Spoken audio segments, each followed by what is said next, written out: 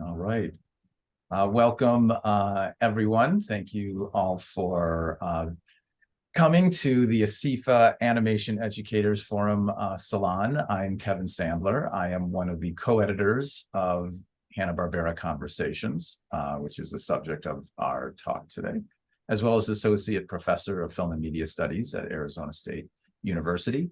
I'm also a member of the steering committee of the Animation Educators Forum and the organizers of the AEF Salons, which is a new series of informal Zooms and lectures and discussions open to the public, in which scholars and practitioners and educators can share their current projects and their research and their pedagogy. We had artist and Professor Kathy Bauer discuss diversity, equity, inclusion in animation in July. And we are now, kind of looking for similar talks in 2024. So those who are interested, certainly please contact me at my email address, kevin.sandler@asu.edu. As a reminder, this salon will be recorded. If you don't want to be on camera, please turn your video off. And also when you turn your video off, your name and your image will not show up in the recording. Please check out our YouTube channel. There's a link in the chat, which the recording will be uploaded today. So let me just pass it on for my co-editor, Tyler, to introduce himself. Hi, I'm Tyler Solon Williams. I'm an associate professor of media studies at the University of Virginia and the co-editor of Hanna and Barbera Conversations. Our book will be an entry in the University Press of Mississippi's television conversation series, featuring both conversations with Bill Hanna and Joe Barbera and about them in their studio. This academic press has its long-running filmmakers conversation series with filmmakers from around the world. You're probably familiar with a few of these books, like there's a volume on Chuck Jones. There's a lesser-known one on Walt Disney. Mississippi's new conversation series, which we are a part of, centers on television creators, including Alan Ball and Joss Whedon. While Hanna and Barbera are widely known for their television cartoon series, their earlier film careers at MGM could also have placed them in the other series. Hanna and Barbera Conversations will be published in the spring. Yeah, we're looking certainly forward to that. It's been a long and I think rewarding process for Tyler and I, who didn't know each other, but were introduced by our friend Patrick, who is here as people who were really interested in Hanna-Barbera, and that led us to the question, really that entered our proposal to University of Preston, Mississippi. And it's like, why Hanna-Barbera? Why should Hanna-Barbera be included? And certainly, people here may know that, but trying to make that argument to a larger audience was the core of our proposal. And so just a few things about that. And again, many of you may know, Hanna-Barbera, were the most prolific animation production team, arguably, of the 20th century. And they directed 114 Tom and Jerry cartoons at MGM from 1940 to 1957. As presidents of Hanna-Barbera Productions from 1957 to 1989, they produced over 200 animation and live-action television series and specials. And this doesn't even include music, industrial films, commercials, and the like. They directly employed about 600 employees in 1969, increasing to as many as 800, some of them who are here with us today, by the late 1970s, making it perhaps the largest animation studio in the world. And one can certainly say that Hanna-Barbera outflanked its once competitor, Walt Disney, in output and for many years, influence in the industry. Tyler? So documenting Bill and Joe's careers has been challenging for several reasons. The biggest issue is that not many straight interviews with Bill and Joe are known to survive. There may be some out there that we couldn't find, but a lot of what we publish in this collection are profile pieces. So about Hanna and Barbera, the directing team behind Tom and Jerry, and also about Hanna-Barbera, the animation studio that Bill and Joe ran. A few, like a bit fewer than half of the pieces actually quote them, which might be surprising. We do reprint a number of important magazine and newspaper pieces profiling the studio. So Joe is quoted most often. His charismatic voice tends to skew coverage of the studio towards the front end of television production, development, sales, writing, casting. We don't neglect Bill's more private voice, which governed the back end of production, planning the actual animation, inking, painting, checking, and photography. Another issue is that when Bill and Joe did tell their own history, they were sometimes unreliable narrators.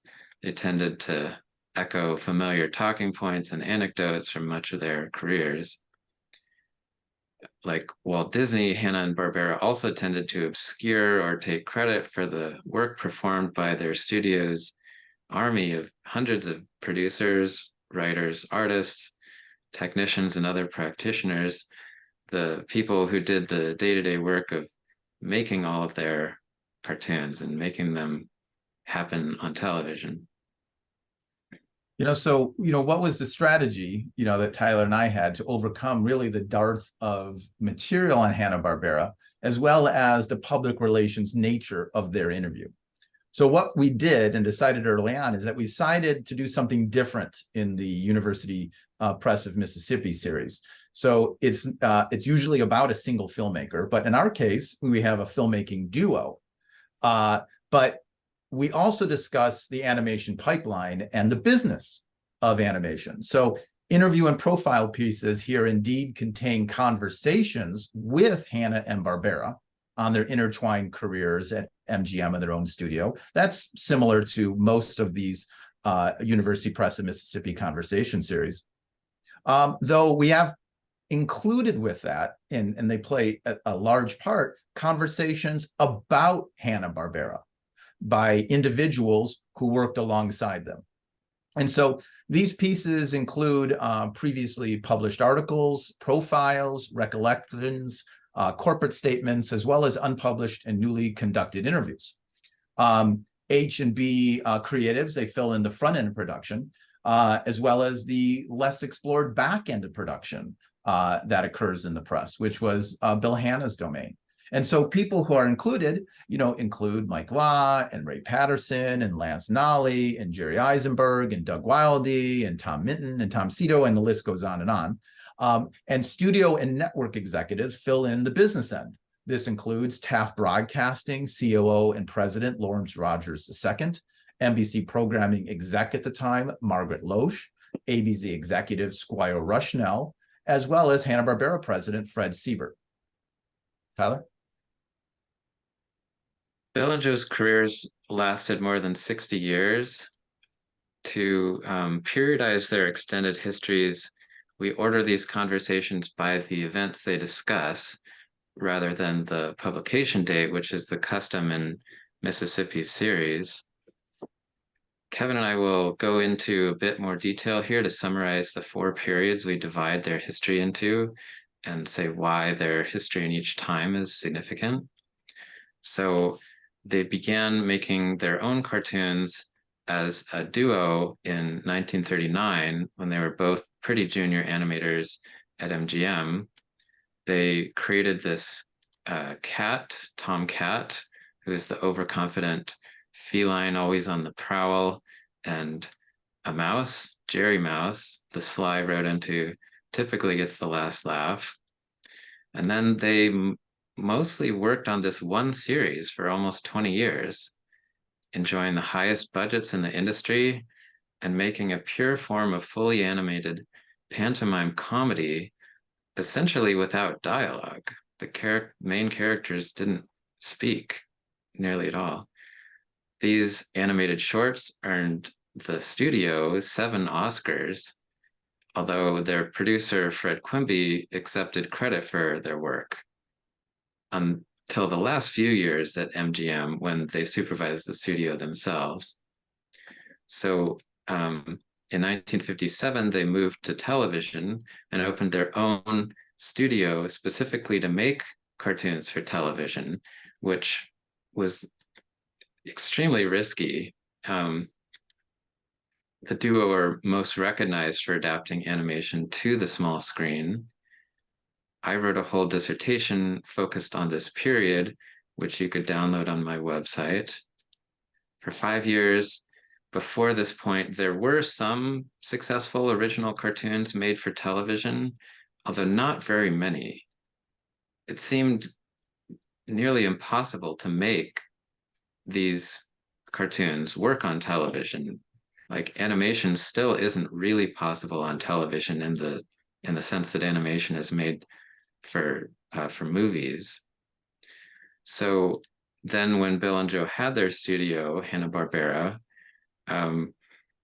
Joe created winning characters for the new medium and hired skilled voice actors to voice them. Bill worked out a production system basically composed of shortcuts. This typically is called limited animation, although they called it planned animation. Hanna and Barbera took huge risks to produce their cartoons during this period, but the sequence of cartoons they made, from the Huckleberry Hound Show, which was the studio's breakout success, and the Flintstones, which is among their best-known cartoons, to Jonny Quest, established a completely new paradigm of animation production for television. Kevin will take it from here on the Saturday the morning next period. periodization is from 1966 to 1991, because as most people know, the Flintstones lasted for 6 years, but most of their primetime shows only lasted for a year.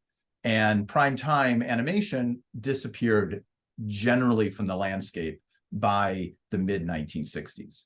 And essentially all television cartoon production shifted to the Saturday morning time slots for kids. And violence, at least from 1966 to 69, was an action adventure cartoons, was the mode of those cartoons on Saturday morning. But in late 1960s, it shifted in 1968 with the turmoil and assassinations in Vietnam, and kind of an investigation into the industry's practices about whether or not, television and films, in a way, increased violence in real life. And during the Saturday morning period, it was, in a way, kind of different than the early 1960s. It was challenging, as well as very financially lucrative for Hanna-Barbera in the time. During this time, Bill and Joe, had a massive amount of cartoons, delegated a lot of creative work to various unions. They had pressure during this period in the 70s and 80s from standards and practices departments at the networks in regards to violence and commercialism. And they certainly, that volume necessitated, one could argue, sending production overseas to subcontracting studios. But they still found a way to continue to make planned animation and to make cartoons entertaining. And certainly during this time, they had a number of franchises that were really popular and came out in many different forms. And that includes Scooby-Doo, which is the subject of a book that I am just finishing, Super Friends, and then, of course, in the 1980s, these little blue creatures called the Smurfs. So that is one period in which we investigate. The third period. And the fourth period really goes from 1992 to Cartoon Network. And that it really encompasses the time in which Hanna-Barbera was bought by Ted Turner in 1992. And just like he did with creating a cable news network in 1980, he now created a 24-hour Cartoon Network. And Bill and Joe, who are older at this time, generally transitioned now from leadership into figureheads in the 90s. When not board members, they each wrote a autobiography. And certainly in terms of Hanna-Barbera itself, Cartoon Network began handing the Hanna-Barbera studio over to a new generation of animators.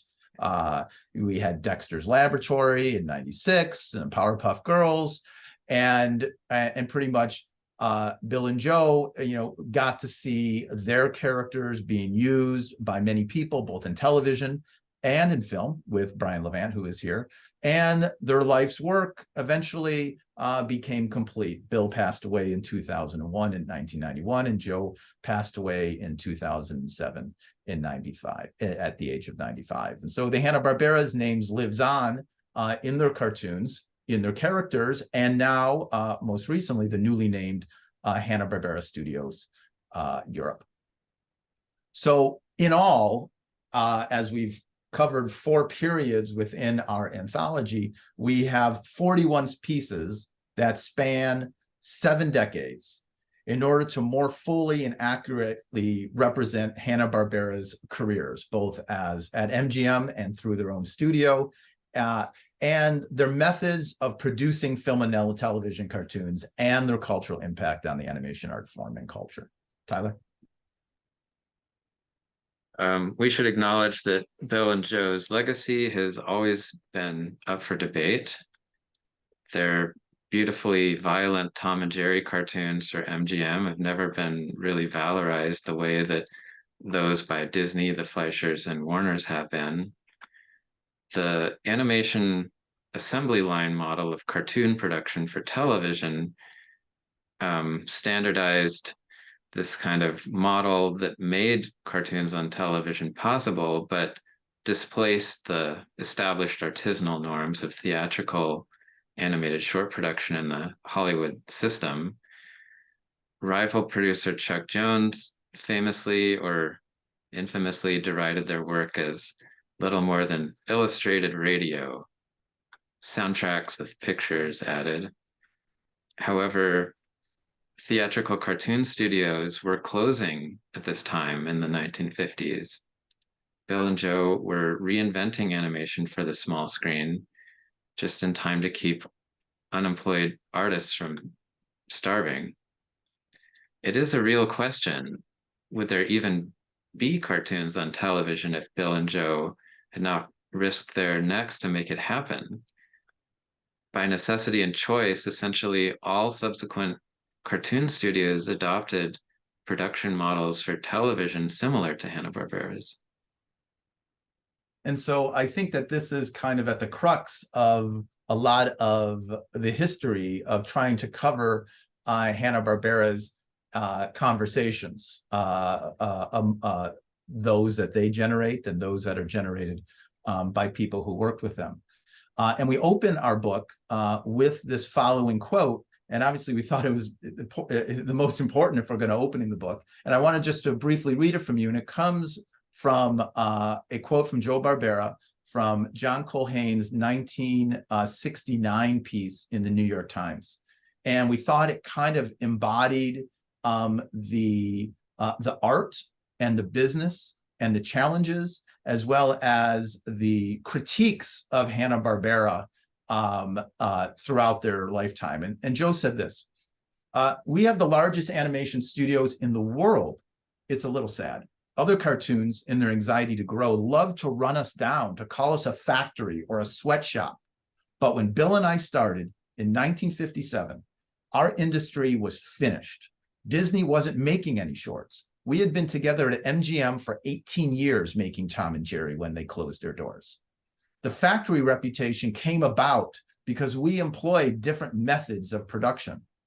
We never belittle our competitors, but a competitor who makes only 5 cartoons a year and calls us a factory is forgetting how many people we give work to." So at this moment, I just want to remind that we are being recorded. And certainly, if you don't want to be part of, have your image, be part of the recording, don't want to have your video, please certainly shut your video off because it'll be showing on there. So at this time, I want to kind of open it up to questions, also to statements from people who are in the audience, who are in this book, those who had worked at Hanna-Barbera. So I first just kind of want to extend this, and we do, and maybe Bob Singer, who worked at Hanna-Barbera for many, many years. Do you remember this visit in 1969 when the New York Times came and gave this very long piece on the Hanna-Barbera studio? Is that something you can remember? We got to turn your volume on your microphone on, Bob. Hold on, You Bob. can just click it in the lower left There it corner is. of your screen. It should be. How do we? How's that? There you go. There we go. Perfect. Thank you. No, it was a long time ago, and I really don't remember much about it, although I have a pretty good memory. No, I don't really recall that too well. So what was it when you look back on Hanna-Barbera and particularly, you know, working there, did you feel at least any of did you feel any critiques that came from outside the industry about you producing animation? Was it or, you know, kind of were you immune to these critiques that Hanna-Barbera, you know, was just making cartoons for kids and that they weren't doing the stuff that Chuck Jones was doing for prime time and everything like that? We were just doing our work every day, and we really didn't think about the audience or critiques. It never got to us. It maybe bothered Bill and Joe, but we were just doing our daily work. And, you know, when I retired and began to meet people, I was surprised at how much they loved the product. So it's been an eye-opener to talk to people like that. But no, we were pretty much insulated from all of that. Interesting. Yeah. Tom, did you feel the same sense of that, you know, while working at Hanna-Barbera as a very junior animator in the late 70s, and then Bill, I see your hand is up.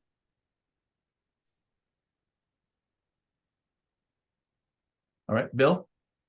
Yeah, I don't know if you mentioned this in your book, but I worked with Bill doing the animation for the Jetsons movie titles. You know, my company did all the computer animation of the spaceships and everything in the little buildings. And Bill would come over to my studio, and at the time, I decided I would just animate it all myself. I had a couple of animators, but since I had the most experience animating with the computer animation process, I thought I would just literally sit with Bill and do all the animation. And has anybody ever mentioned that Bill defined his timing by singing? Because that's what he did with me when I have a spaceship like supposed to be in turbulence, and he'd go, I don't want it to be baba baba baba, I want it to be bum ba bum ba bum ba. And if he was describing a flyby, he'd say, I want it to go like that. And he would always make a sound effect to mimic the timing. And all you had to do is massage your keys and everything, keyframes, to kind of match the timing of his singing, and he would be happy with the scene. I don't think I ever had anybody else work with me that sang their timing to me other than Bill Hanna. I thought that was kind of unique. No, I think Tyler, you're pretty aware of that, aren't you? Yeah, I mean, they were still using so these I think there's called bar sheets that Hanna would structure their cartoons for television. They were standard in cinema, and began to be used when sound came into cartoons. And even when Hanna-Barbera moved to television, Bill was still using bar sheets to time his cartoons. Arguably, it was the timing of the cartoons that made them work, even though the characters are standing still a lot. Like, the timing was pretty sharp. Tom? Well, that's comedy. You know, comedy's all about the timing. And oh, Kevin, I just wanted to mention one thing to you. I don't know if you know that I was the animation director on the Scooby-Doo movie. I think it was the first time Scooby was done in CG at Rhythm and Hughes. Oh, really? Are you aware of that? No. Yeah, so we were involved with Barbera translating the traditional 2D Scooby into the 3D Scooby you see in the movie, and then doing all that. So if you want to talk to me about that, I'd be happy to talk to you. Oh, absolutely. I'd love to. Thank you. You know, so yeah. We have both Brian and Tom are here, and we did an interview with Brian Levant to talk about his experience directing the Flintstones and experience with Bill and Bill and Joe. And certainly Tom wrote his own piece that is directly for this volume. So I'd love to be able to pass it over to both of them to kind of discuss their experience with Hanna-Barbera. Brian, why don't you go first, since I know you have a plane to catch. Muting. There we There you go. go. Hi, and my dog's attacking me at the same time. First of all, hats off to the two of you for, I can't wait to see it. I mean, the devotion that you guys have put into this is just phenomenal. And I certainly know that Joe would appreciate it. Bill, maybe a little too much for Bill, but Joe liked to hear his praises sung, and to know that they are still being sung, and that in some respects some of his characters have reached beyond, long-running TV shows and things into immortality, the same way that we regard Popeye and Mickey Mouse and Superman. It's really a phenomenal, and a credit to their creativity. And I think about them a lot these days, other than the fact that my house is filled with Flintstone and Scooby-Doo toys, because they were the most satisfied people I'd ever known. And they were so confident in their legacy, and the fact that they were humble men. I always say, well, gee, when I was growing up, Walt Disney was hosting his own TV show. Walter Lantz was hosting his own TV show. Chuck Jones had a TV show, for God's sakes. But we didn't know what they looked like for decades. And then, even then, it would be a wide shot surrounded by all their characters. They were they did not seek the spotlight like their contemporaries. They wanted the work to speak for itself, and it spoke very, very clearly. And as someone, I doubt there's probably anyone else here who, as an audience, saw the first episode of Rough and Ready, because it was on after Howdy Doody, and the Flintstones, and the Huckleberry Hound show, for God's sake, which how liberating this was from the world of kids' TV, and what tremendous flights of imagination they brought to their work.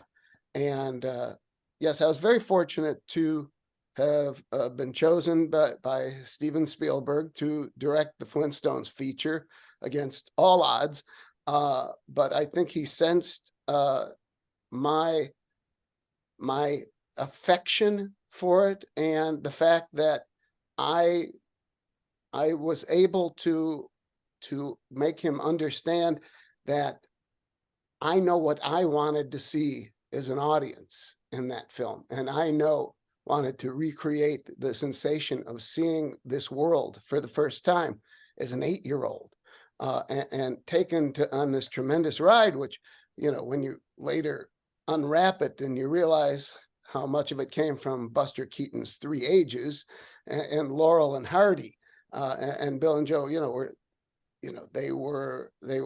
their first love was silent film, as was Chuck Jones and Friz Freleng and all these guys, and really animation became the child of silent comedy. And look at Tom and Jerry.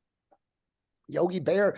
I mean, all these things, Pixie and Dixie, just people looking to try and get their next meal, like in a Chaplin, like the little tramp did, and endless chase scenes and things this was a language that they brought, all of them brought to their work, and so it was.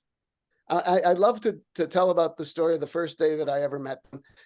Amblin had wanted to keep them kind of hands off until the boat had really left the dock, both in the script and in production, in case they weren't happy, I guess was the feeling. But I wanted them not only to be happy, I wanted them to love it. I wanted them to be part of it. I wanted them to see their creation. I mean, brought to the world in scale, and it was a tremendous undertaking. And finally, when we were pretty well underway in construction and things, they were invited for me to give them a tour. We occupied 8 sound stages, over 100,000 square feet. You talk about the armies of animators. I would say that there were probably 600 people overall working on building the Flintstones world. And so I picked them up at Stephen's office, and the first car that was finished was Barney's car. Barney's was a single pencil. We had to turn it into a double pencil to get more than one person in it, and drove them across the lot and started on 17 and worked our way across. And they were really like, you stop. They were glum. They expected to be disappointed. and that all changed once they saw the houses. All in all, we built 6,000 props, costumes, sets, vehicles, creatures. They saw their whole world unfolding, and their joy was the more they saw, the more they laughed, the more those old couple looks they'd give between each other when things are going good. And we went through every set, and every craftsman there was so thrilled to see them and to share their work with them. And when we finally stepped out into the light on stage 22, Joe shook his head and he said, "Never in my life did I ever expect to see anything like this." And I told him we were just getting started, and we were. And both of them were in the film, and I remember showing them the finished product finally a couple months before the film came out, and they came up to the screening room at Amblin, and they brought Hoyt Curtin, the composer of so many of their amazing theme songs that always kicked their shows off with such incredible energy, with them, and they enjoyed the film. And when the lights came on, they were in their mid 80s at that point, I guess. They just leapt out of their chairs and embraced me in this huge hug, and Bill had tears in his eyes, and there was no greater feeling in the world than being able to repay them for everything that they'd ever given to me and generations after me, and continue on to this day.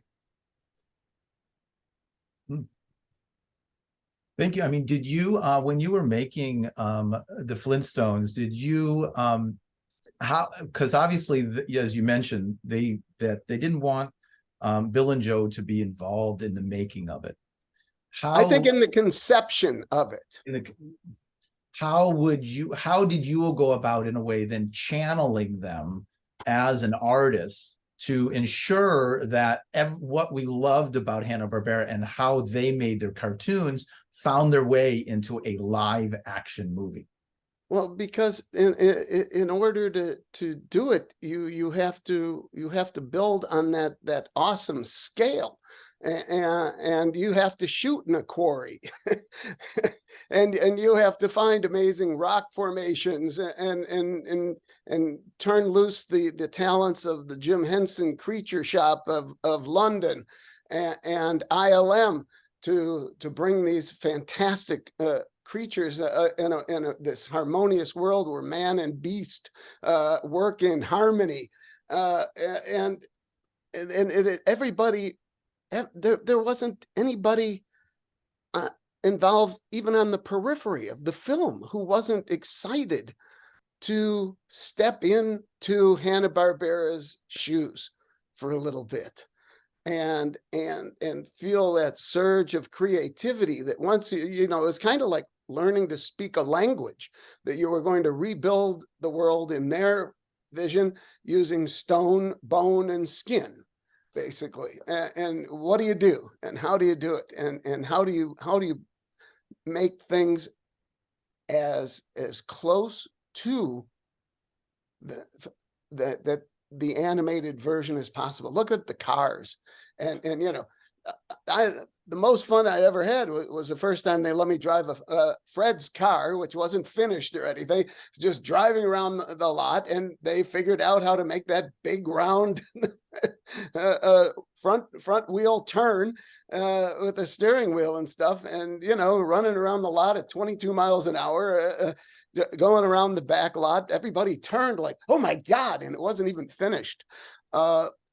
But you know, you just have to buy into their vision and then just keep translating. That's, you know, that's really it. You know, like, for instance, you know, the frozen dinners, the frozen TV dinner you saw in the Flintstones freezer, in the one shot where Wilma goes in and we had to fill up the freezer. And okay, so what does a frozen TV dinner look like?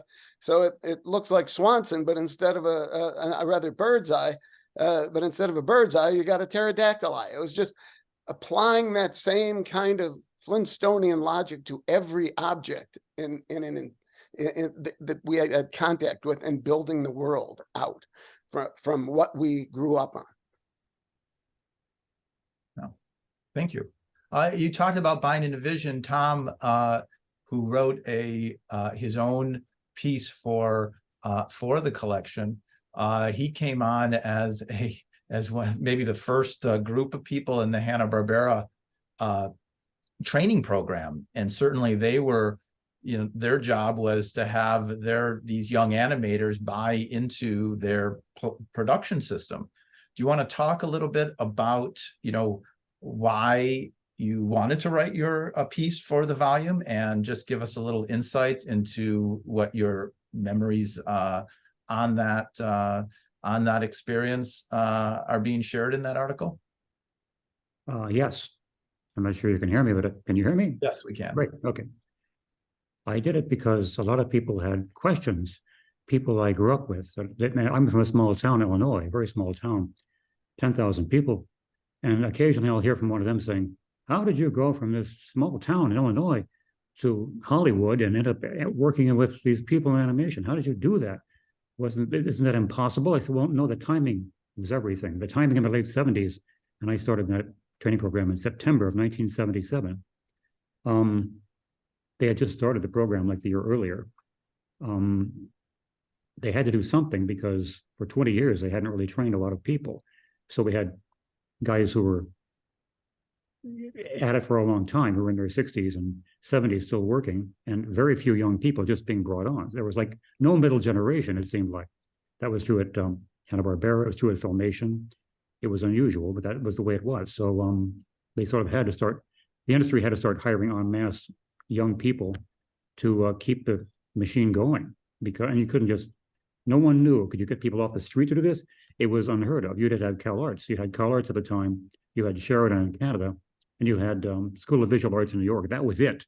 There were no other schools giving a 4-year curriculum about how to teach animation. So Hanna-Barbera said, okay, we'll start a training program. It's free. It's every night of the week. We'll teach you what you need to know. Basically, they were teaching you how to be assistant animators, but we all had to make a film. I think it was like 40 feet or something. It was like a very short film, but we made it using any Hanna-Barbera character we wanted to. And they'd have a screening in December of that year. Joe would be at the screening. We all did a little sequence, and they picked the best films, whoever made the best films, to become employees. So that's pretty much how it worked. It was an amazing time, really, because nobody really knew how to do animation. Dick Williams once said, animation isn't hard, but nobody knows how it works. Nobody knows the rules. At that time, that was true. The people who knew the rules were the guys who'd been doing it since the golden age, and there were fewer and fewer of them around.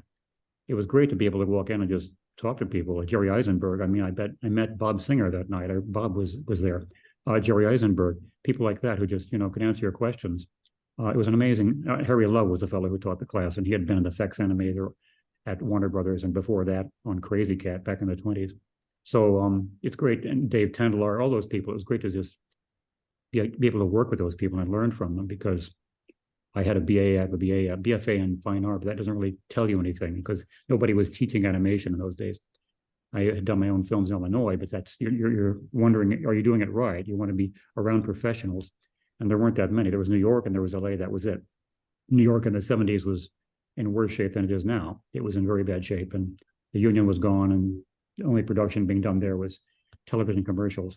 So to LA I came, and I didn't think I would stay here 47 years. I'm still here in Los Angeles, but I enjoyed it. I enjoyed working. I worked in animation for 37 years and retired in 2014, but I started at Hanna-Barbera and ended up going to Filmation, getting a storyboard because so much of the animation was shipped overseas. I wanted to be an animator originally, did storyboards for 10 years, became a story editor and a writer, and eventually a producer at Warner Brothers. But it's all still with you. All the stuff you learn there is still, all the people you worked with, all of it. I'm friends with those people who went through that class, the ones who are still with us. We all remember the time. It was an amazing time. Incredibly, in the late 70s, you could just, you could look people up like Tex Avery, Bob Clampett. They were in the phone book. You would call them up. We went to see Tex Avery one night. Ronnie Berry and me and Kent Butterworth went over to see Tex. He was working at a place called CPC, which had been Cascade. He spent the afternoon with us. He signed our books. He talked to us. This is like, and he did not disappoint. It was like, wow, this guy's a legend. He's still obviously Tex Avery. He's still funny. Amazing. You could do that back in those days. Bob Clampett would throw parties and invite young people over there and show cartoons and answer any questions about how things were done. It was an amazing open time. It had to be, because the surprise to everybody, I guess, was that, hey, we can do this. And Hanna-Barbera used lots of those people. They stayed with it. And it was a great thing. I mean, now you have literally every college in the country, it seems to have an animation course. And I'm not putting anybody down here, but a lot of the people teaching the courses never worked one day in a studio. It's a little different from the inside and the outside. It's a different animal. So I wanted to write that piece because nobody had written a piece specifically on what it was like to be in that thing. And something had happened there, which I felt it was just a crazy mistake. It shouldn't have happened. But at the end of it, we showed our pictures and all that. They had a banquet at Sorrentino's, which was in Burbank. It was an Italian place. They took pictures of everybody who was in the class with Bill and Joe. They left me out. I was not there. They just didn't get in my picture somehow. And many years later, I asked Harry Love, I said, what the heck happened? He said, it was just a mistake. Don't worry about it. But, it's always bothered me. I wasn't in that picture. So I wrote this thing to say, hey, I was there. It did happen. It was real. It was a wonderful time, wonderful place. And incredibly, I mean, the only studios that are around, there aren't any television animation studios that are around now that were operating then. I mean, Disney is doing TV animation now. They weren't then. Hanna-Barbera is not with us. It's in London, which is very strange, but that's what they did. Warner Brothers put it in London. I'm not sure why.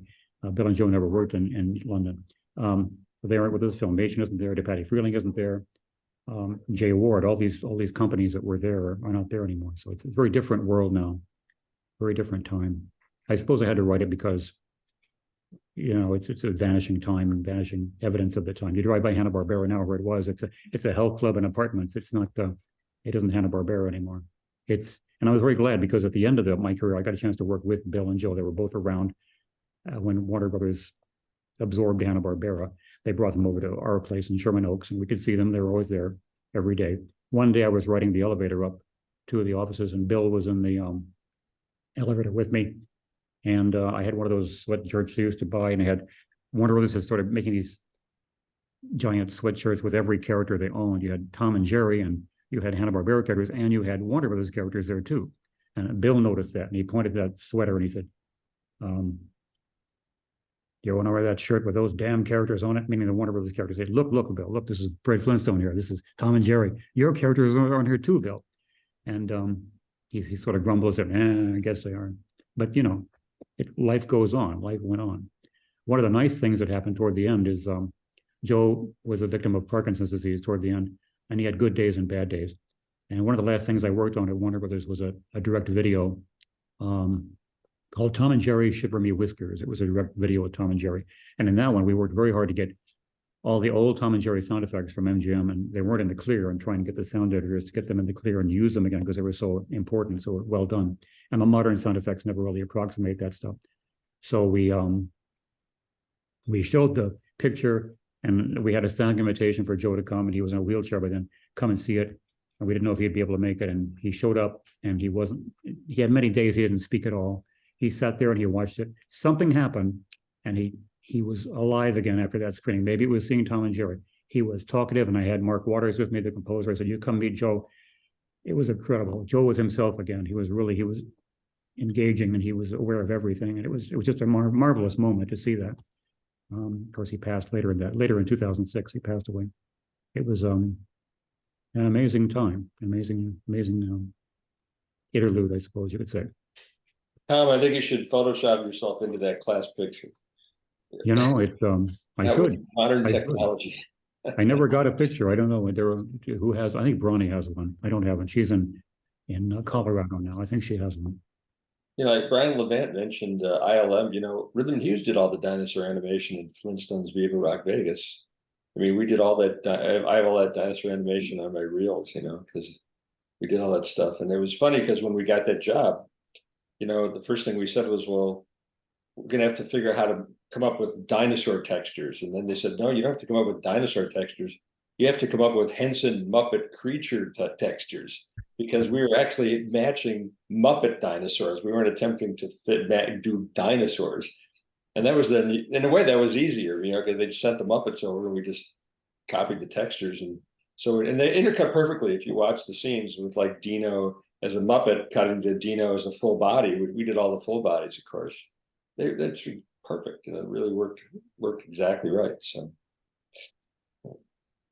yeah, Bob, that quarry we shot in, you know, somebody accidentally flooded it during production, and it turned out to be my neighbor across the street. He worked for the water district, and they used to dump overflow water into that quarry, and they didn't know there was a film crew in there. They dumped this water. You know, those night classes were a good idea. Yeah. That Harry Liv started. And I taught a lot of those, but the whole thing didn't work out too well because we didn't hire anybody from the classes. We taught a lot of people, and then they all left for other studios. So the best way to get new people in was to hire the band. I was in charge of that for a while, and put them with a journeyman, and they'd be trained that way. But in those days, there weren't a lot of colleges teaching animation. So the idea was to hire a talented person and then put them with a journeyman and teach them the work. So too bad. It was a nice idea. I enjoyed it, but didn't work out really. Yeah, like that period. When we were doing the after the Johnny Quest show was over, all those illustrators left for New York again, or they went to other studios. So we were stuck with just cartoonists again. And when Space Ghost and Dinobot came on, we had nobody to draw that stuff. Luckily, Alex Toth was, who had just quit, decided, I begged him to come back and work, and he did. And he did all of the model sheets for those shows, fortunately. But it was quite a transition for the cartoonist guys to draw that realistic stuff, I tell you.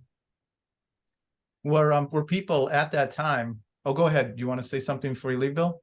No, I just thank you for everyone's come. I have to go, but it was great to be involved in this. It was really fun to see, especially Tom. I haven't seen Tom in a while, so that was really great. But I'll look forward to the book. And again, if you want to talk to me about the Scooby-Doo thing, my email is Bill Croyer gmail.com. So give me a holler. Okay. I gotta go. Nice to see you all. I Okay. get a lot of letters from people all over the world wanting drawings or want me to sign stuff. The most popular cartoons were Scooby-Doo and Flintstones, Tom and Jerry. And those things are still alive, and Top Cat, of course. But until I retired, I didn't realize that people all over the world were watching these cartoons. Yesterday, I got some mail from Hungary, 2 letters, and they're wanting the drawings or want me to sign stuff. So all those characters are still very popular all over the world. We didn't realize this. We were just doing our daily work. Bob, let me ask you a follow-up question. So, Hanna-Barbera Europe, like, what do you think the appeal of the Hanna-Barbera characters are outside of the country that caused the studio to be renamed Hanna-Barbera Europe? Do you have any thoughts on that? No, I really wasn't involved with the business of it. I was more involved with the people who are watching. Like I get letters from China. I got 2 of those.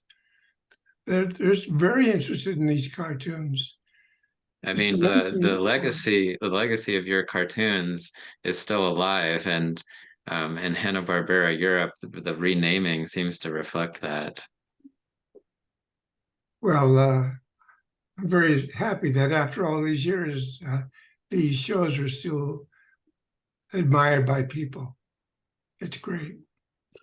One of the things that you had mentioned, Bob, and I'm wondering, because certainly when we're periodizing Hanna-Barbera, there's certainly key moments in the history, particularly when you were there, in which things are changed or revolutionized, whether it is there are business practices or revolutionize their style, whether it be the labor strikes in the late 70s due to international their international studios and relationships, or when you were speaking of this period in which the action adventure cartoons and the very realistic style kind of took over Saturday morning for about 3 years. And then when Scooby-Doo comes, cartoony is back. What was it like being at the studio where you had a style that of action adventure that just comes on in the wake of Johnny Quest and takes over the studio, particularly for animators who weren't used to that style? Well, it was tough. Luckily, we had 2 artists, Mo Golub and Tony Segroy, who could draw that stuff. And of course, Alex Toth coming in and helping us do a show a week, really, on several different shows. That helped a lot. But us cartoonist guys, we had to learn to draw this stuff. And I have to admit, when we sent stuff overseas, and it came back pretty bad. A lot of the animation was terrible. And there was no time to fix it. So we just had to put it on the air. So a lot of it embarrasses me, I have to tell you, to see some very bad animation. I thought they were hiring high school kids to draw this stuff over in the Far East, because it looks so bad. So, but we all had to teach ourselves again how to draw the human figure and these superhero guys. But mostly I was on Scooby-Doo. I was there in the beginning of it, and I just stayed with it for all the time that we did it. And that was really my style to a T. I just love drawing that particular style. I call it comedy adventure style. And I think that when we had talked, and when I write in my book, I love when you are describing how Scooby-Doo was kind of this comedy adventure, cartoony meets realistic, and that you account for its popularity because of this blend of styles. And I really embrace that in the book from our conversations. You know, besides Scooby, that we began to do a lot of shows similar. with kids solving crimes and mystery shows.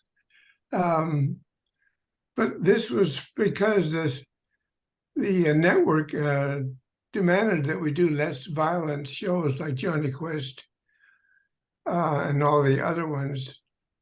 And because of that, that's how Scooby was born. Because it was sort of trying to do interesting mystery shows, but with humor. And it really worked. Finally. Yeah, during that time, I'm always curious because, you're just like, wow, I'm doing all this front end design. And when the stuff comes back from overseas, at least for a while, it didn't look that good. And you said you were embarrassed. I mean, part of what we had to think about when we were writing the book has to do with like the power balance. And certainly in the 70s, it's like the networks were king, that they set the budgets. They had their standards and practices unit. There was only Saturday morning. So in a way, as someone who was working at that time, it was kind of like, what choice do we have? Is that I'm going to do my work, but it's not like there's going to be more budgets. It's not like there's cable. It's not like, there's afternoon animation that I can make. Did you feel that as an animator in the 70s? We were just artists drawing pictures, and we just would cope whatever came down from the network. So we weren't involved with the business part of the studio. No, not at all. The studio really didn't tell us much about what was happening. Although I was on the crew that helped develop new shows every year with Iwo Takamoto running it. And we just did what we were told, really. We had no say-so in what the product would be. We were just a bunch of gypsies working here, working there. Luckily, I love my time. I love my 27 years there. I just had such a good time. When I lecture with people, talk to people, different groups about being in animation, the last word I say is, we do pictures every day. You can't beat that. I think Tyler and I can probably say the same thing in terms of we get to write about the stuff that we love, the stuff that we fell in love with when we were young. I mean, you worked on Scooby-Doo. I was born in 2 months before Scooby-Doo premiered. And that I had the first Scooby-Doo stuffed animal in my crib. And so Scooby-Doo probably was my life. It was my birthday parties for at least the first 8 years of my life. And now the last 8 years of my life is Scooby-Doo. So, in a way, there's great things to Hanna-Barbera in that way. The letters I get are from, a lot of them are from people who have their kids watching TV too. They were kids when Scooby-Doo was broadcast, and now they're grown up, they have kids, and they're teaching the kids to watch it. So it's a generation thing. I don't know when it's going to go on and on, I'm sure. I hope. Although the style is changing, I don't like the idea of the Scooby group being redesigned. I don't like that idea. That's why I still, when I draw for people, I do the old-fashioned models from the old days. I'm trying to keep that alive. But people are really turned off by the present-day cartoons now. I get a lot of, not only the people are turned off, but also the workers. They complain to me, they don't really enjoy their work now, the way animation is today, which is too bad. Anyway, I have another meeting I have to go to, so I have to say bye-bye. Thank you, Bob. But thanks you for Bob. Now we have several participants, who have worked at Hanna-Barbera or who are working on research on Hanna-Barbera. I don't want to, and I'm wondering if those who are the participants of this meeting, if you wanted to kind of, share, a little bit about what you're working on and the significance of Hanna-Barbera to your work. Anyone? All right. Hi, Linda. Hey, Kevin. I'll join you for a minute. One of the things I want to say is, I know there's been a lot of coffee table-ish stuff written about Hanna and Barbera, or I should say Hanna-Barbera, the studio. As a teacher, something that I struggle with is what reading do I give? I want my students to understand Hanna-Barbera, especially when I teach history of children's television, which I'm doing right now. In fact, I'm covering Hanna-Barbera tomorrow, and their names have come up a bunch. The students know them, but the best I've been able to do really is sort of knit together, a chapter from Bill, a chapter from Joe, an essay, some complaints about them from the 70s, like a bunch of things. So I just want to say I'm glad that you guys are putting this together, because it's much needed, and it will sort of, shine the light on them from the academic side, which I need desperately. I've called you in the past and I've said, okay, where are you with that Scooby-Doo book? Because I need to read. And it remains the case. So, speed it up, and just kidding. But, I'm excited to be, I'm writing about the, sort of the last days of Hanna-Barbera. I was at Cartoon Network from the point where, Fred was there, and it seemed like this, studio had been completely revived, all the way through watching them get folded into Warner Brothers, and then having us at Cartoon Network kind of separate ourselves and open the studio, until recently that studio ended as well. I'm trying to get my thoughts together about this, but they, on one hand, they were at the mercy of a lot of corporate nonsense. On the other hand, it's kind of amazing that they lasted that long, given the fates of so many other studios. And so once again, Hanna-Barbera becomes part of a conundrum. I'm with my students, I always ask, okay, did they kill animation or did they save animation? And we debate that. And once again, did they, did all the mergers kill them, or did all the mergers save them? And, these discussions are really helpful for sort of figuring out that piece of that. And, it's yet another question that I want to try to capture as I write. So thanks for putting this panel together, which was really interesting. Thank you, Linda. I know Tyler and I, that's kind of the question that, certainly has, pervades the anthology and pervades our teaching. I mean, did they save animation? Did they kill animation? And at least my point of view, and then I'll turn it over to Tyler, is that, as someone who studies the industry and looks at the relationships between corporations, management, and artists, and how those conversations translate into the actual cartoons that get made, I believe, that Hanna-Barbera, in many ways, found a way for animators to continue their craft after the closure of the studio system, and gave people a lot of jobs. And that, I think that is something, particularly in an era in which, again, they used the phrase networks were king, in which they didn't have control really of budgets. They did not have control. They didn't have the creative freedom that one has in the era of cable television and streaming.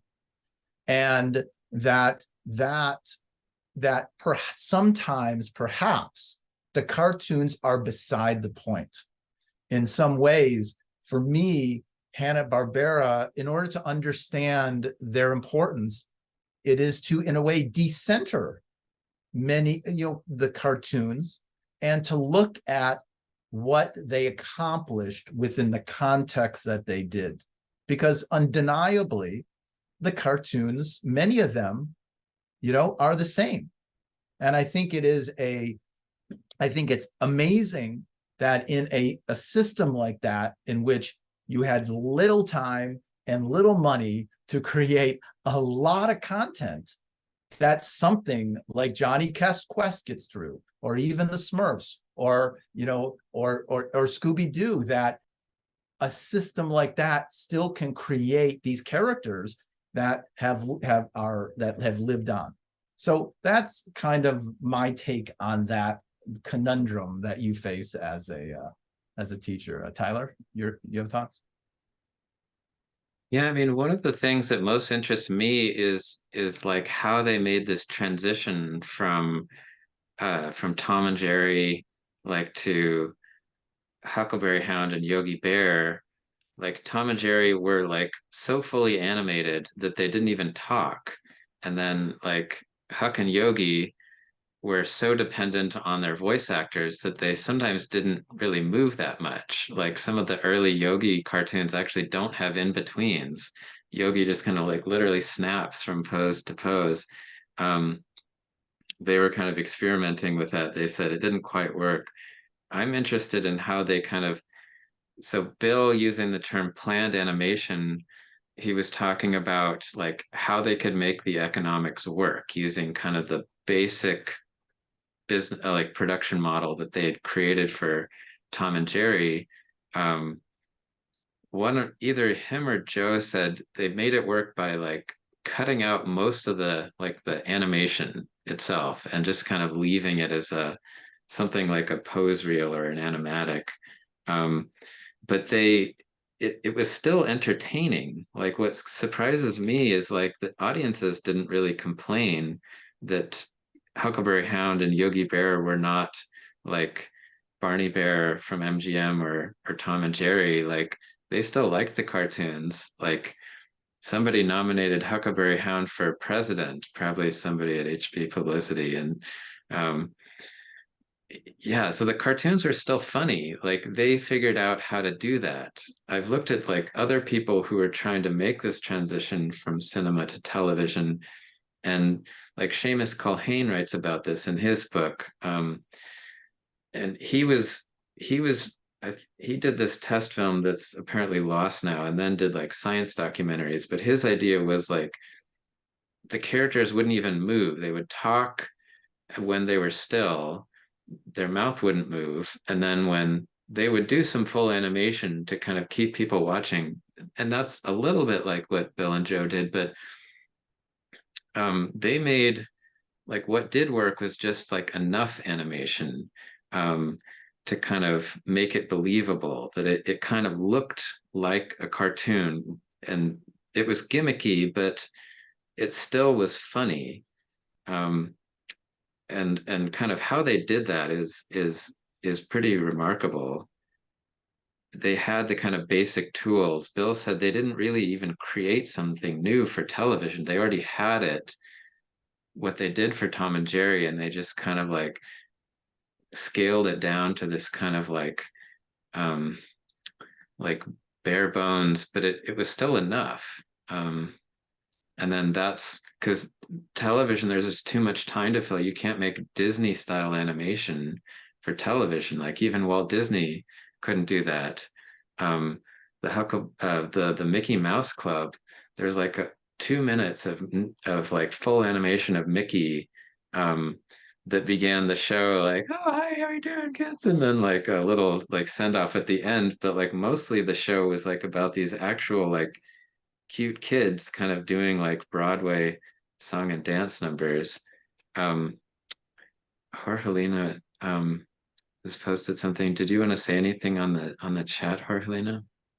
Just, because Kevin invited us to say what we are working. As an art historian, perhaps one of the methodology that we should consider is the idea of cinemas. If cinema is a dispositif that is both the production, the film, plus where it is shown, and the apparatus of distribution and promotion. So perhaps comparing Hanna-Barbera production with classic animation for theatrical cinema, that's part of the problem, that we are trying to establish a continuity that is not there because they are thinking for another technology. So it might be part of the hegemonic idea, the golden years, the golden studios, and the whole thing, and that we are, being unfair to them because we are comparing with the wrong parameter, and we should be more like Wells does with the sitcoms of the time, the need, as Kevin does, with Vietnam War, with, the problem of aggression. So that's the time that corresponds, that the historical framework and the theoretical framework that should, we should prioritize when we are considering this. And just to inform what we are doing, I mean, with my colleague Francisco Ortega, who is from Mexico, we work on the dubbing of Top Cat. And because Hanna-Barbera is so strong into dialogue, for other cultures and, third world countries, if you want, get the opportunity to make them their own, because the voice actors were able to take these characters through the voicing and to make them Latin Americans and to South Americans. And so there was this success. And when, lately the president of Mexico was using Benny the Ball, because, they have been using the voice and the character for political propaganda. It was so important.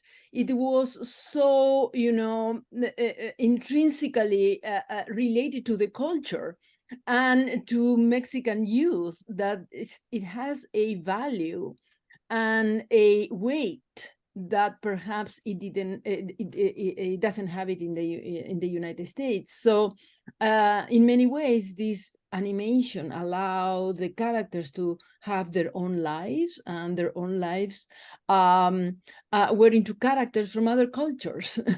And, so perhaps this is another way of considering the value of these animations. So just that. Thank you. Jorgelina, do you know which Hanna-Barbera cartoon was the first one to be dubbed into other languages like Spanish? Was Top Cat the first one?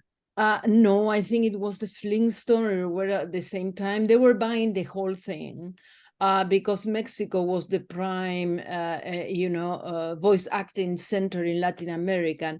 And I think that they were purchasing the whole Hanna-Barbera. We can ask, because there are two books on dubbing in Mexico in the 60s and 70s. But I think it was the whole thing, the whole package. Our economies are only allowed to, to do things by by group, not individually. So I think that they were issued at the same time. Thank you for sharing. Yeah, I think I think you raise a important argument in that, understanding Hanna-Barbera and comparing them to full animation, that's an unfair, argument that doesn't necessarily lead us into kind of the way that cartoons are made and that cartoons are consumed. And I think it's that kind of argument that in ways that when we did our research for our book, that kind of plagued Hanna-Barbera all throughout their television years. And Joe always, in a way, had to, and Bill had to do some calisthenics to kind of, in a way, make an argument about the validity, in a way, of their cartoons, because too many people kept on comparing it to the good old days. And that, hey, they're not the Tom and Jerry, they're not the full animation. Chuck Jones would always make that argument. So, Jacqueline. Yeah, just first of all, thanks so much for this like panel. It's been really great to hear people's perspectives and like hear from different people who actually worked on this kind of animation. Just kind of following along with that and some of what's we're talking about in the chat. Part of my research has been how has Hanna-Barbera and all of its different content, to use the platform term content, been taken up by like Cartoon Network and now later Max, formerly known as HBO Max, now just the streaming platform Max, right? And sort of just tracking like all of those kind of developments. And so what's really interesting to me is, we have this phrase limited animation, which sort of implies lack, right? But when you look at, Hanna-Barbera, obviously they made so much stuff. Like they're so kind of prolific and just making stuff. And that stuff has also had staying power, like it's had value. Like there's a reason why, Turner bought Hanna-Barbera to, get that valuable asset, those valuable archives to generate a whole new cable channel. And then those assets as an archive just keep along as like media conglomeration goes. So I'm really interested also in this kind of other term, planned animation, because it does get at like some of the labor involved, and maybe I'm sort of interested in toying with this idea, like does saying planned animation kind of get away with the kind of always already predetermined lack that limited animation has as a term? But that's just like food for thought. Yeah, thank you. Thank you, Jacqueline. Bill and Joe always, I think, resisted the term limited. My impression was that like animators who'd worked in cinema used the term limited, and some of them were probably still making the new kind of cartoons or television. And some people say they didn't like it because they couldn't really express themselves. But yeah, like everyday cartoon viewers don't use the term limited animation. They just call them television cartoons. So yeah, I think that when we were putting together the anthology, that was probably perhaps the term that we most had to interrogate and to seek out, to understand, to contextualize, to extend, because at the very heart, that was their business model, and for better or for worse. And it was a business model that, as you speak to, had to do a lot with labor and gave people jobs. And I think, William had mentioned about how proud Joe was in a way to be able to keep people working. And I have never met him. Certainly he's had experience. Will is sharing this anecdote, but to me, from our research, that I imagine that in a way to be true, that he spoke highly of his employees, that his job was, I think he erred on the side of let's make as much as we can to keep people working. And if the cartoons, if they're not as good as they can be, well, too bad, because this is what we got. It's not the golden era.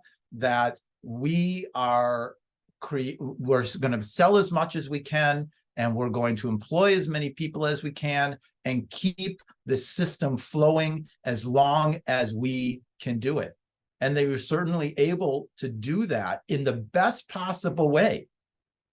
After primetime cartoons, declined and that market disappeared into Saturday morning from the mid-60s to the 1980s, before the FCC deregulated the marketplace and introduced all new cartoons and new studios and new and new ways of marketing to children within these kind of program length commercials, that they found the model. And I think that is to be, in some ways, celebrated.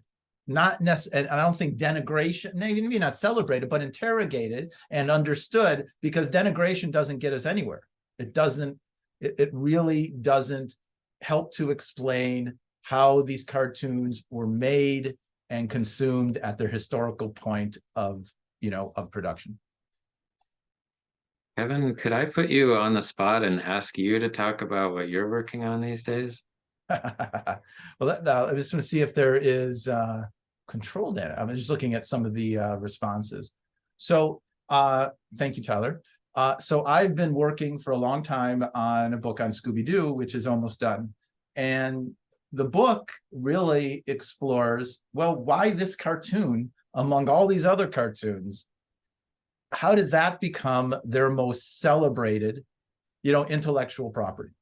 Why is it this one that has all the direct-to-video movies? Why is this one that has all the various franchise incarnation? Why is this the one that gets made on Max, for something like for Velma? Like, what is it about this cartoon that, above all, in a planned animation system, that somehow made it better and long-lasting? I mean, that's like the central question.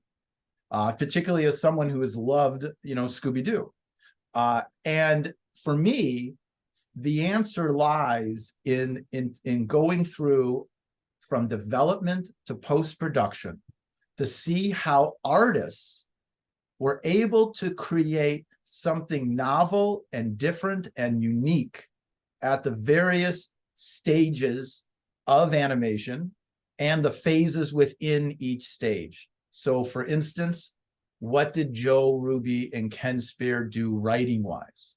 What were they able to craft a good story differently than they could in previous shows and shows after that? What about the background art? Like, Walt Paragraph, like, was he able to try to achieve something different than your standard kind of cartoon work at the time? What about the story director? Did they have somebody working perhaps with greater creative freedom in order to be able to translate the words onto page to really nice storyboards? So trying to chart where the points within the planned animation pipeline that people were able to exercise craft or not. Because when Scooby-Doo came out, and I always see this at moments of great industrial and cultural transition and change, that there is a moment in which things have to switch, that the power dynamics change from artists to management or corporations. And I think within Scooby-Doo in 1969, because the networks were on notice from the government, that the studios were on notice from the government, that Scooby-Doo had to be good. Silverman needed that show to be good, that it needed to be not action adventure. It couldn't be scary. It couldn't be violent. It had to be special.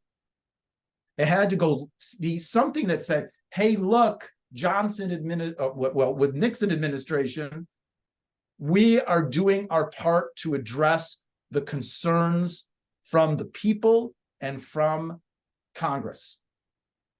And I think that's a major element that went into, in a way, crafting a cartoon and characters and stories with an interesting background art, with a character like Scooby who can move this cartoony action style, to give this cartoon an extra kind of dynamic that perhaps Hanna-Barbera's work at the time did not.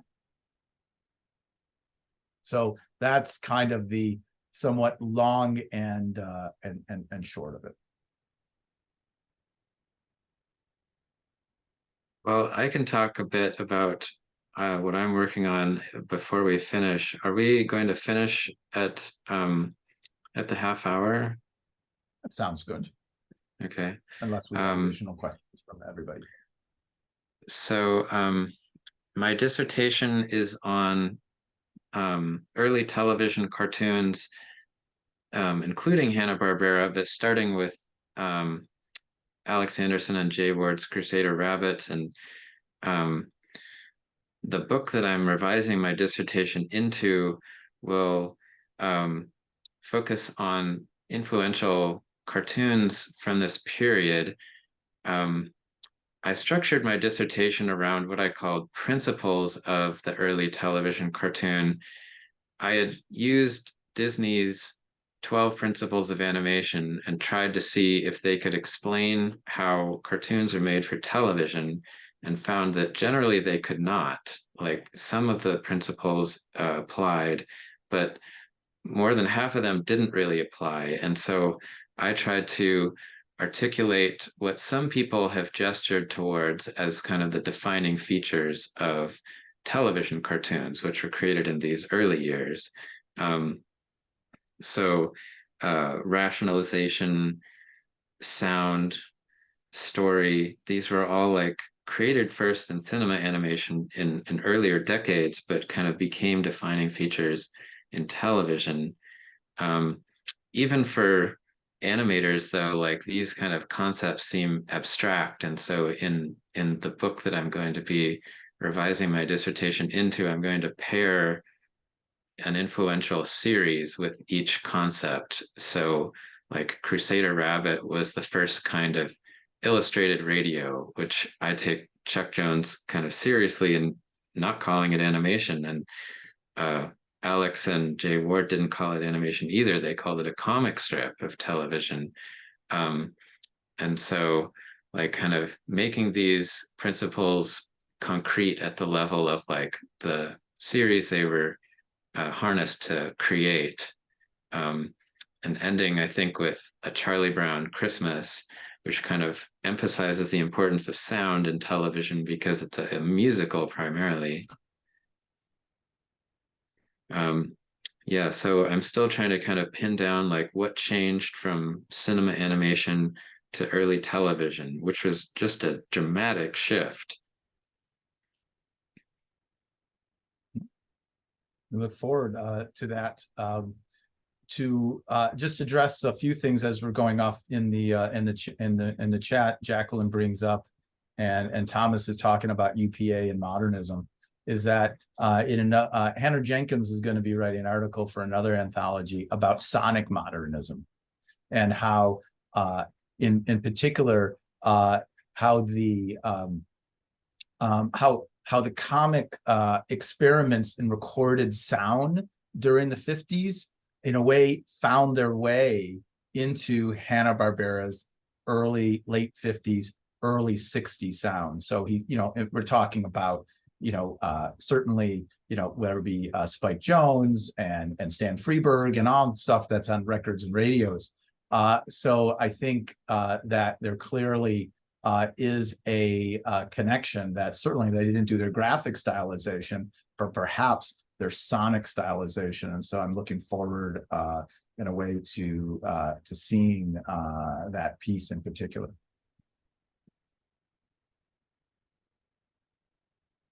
Any thoughts on words to describe the style of the Dover Boys from Chuck Jones? Do you have anything on that, Tyler? Yeah, I mean, it was just a kind of, I mean, it was the first Hollywood cartoon to show what limited animation could do and still be funny. So there's all these kind of weird gimmicks and like odd things to look at, and there's the dialogue is kind of comes and goes, and there's this just strange story. A lot to say about it. Somebody could write a piece about the Dover Boys. True. Does anyone else have any additional questions or notes? And if not, we can certainly sum up.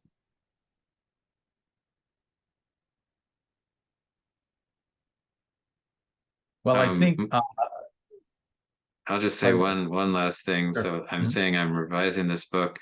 My dissertation is available for free on my website if anybody wants to download it. It's kind of the compendium of my knowledge about this currently. Oh, thanks for that, Lincoln. Also, just thanking Tom for that. I mean, I think that, for this book and Tyler's and I's work on it, I do want to thank, certainly University Press of Mississippi, who it's perhaps will be the largest book that they've put out, we believe, in their series, and that that they've accepted nearly 41 pieces from either new interviews to newly written pieces, to just a range of different pieces that we've found all over the internet. A lot written by people who are no longer with us, or publications that have either been bought or are no longer in business. So it is it certainly is a thinking that there's a press who is willing to, in a way, collect all this stuff on on an animation team and a studio that, in a way, no one has really done before. And I mean, part of putting this together for Tyler and I is the same thing that Linda was explaining. It's like, where do we find this stuff? And so, in a way, this was done in a way to, recognize the work of Hanna-Barbera, who were part of our upbringing, but also in a way to assist educators in a way to try to help to explain, kind of the artistic and business practices and the histories of criticism surrounding Hanna-Barbera, in order for them to bring them into these animation history courses where they may have been elided because of the lack of resources that are out there. We need a Bill and Joe's People series, like the Walt's People series that Didier Guez has edited for years. No, quite true. So Tyler, certainly thank you very much. And everybody, thank you very much for coming to this second animation salon from ASIFA-Hollywood and the Animation Educators Forum. Be on the lookout for our next salon in early 2024. So wonderful. Thank you very much, and have a wonderful afternoon. Thanks, everyone.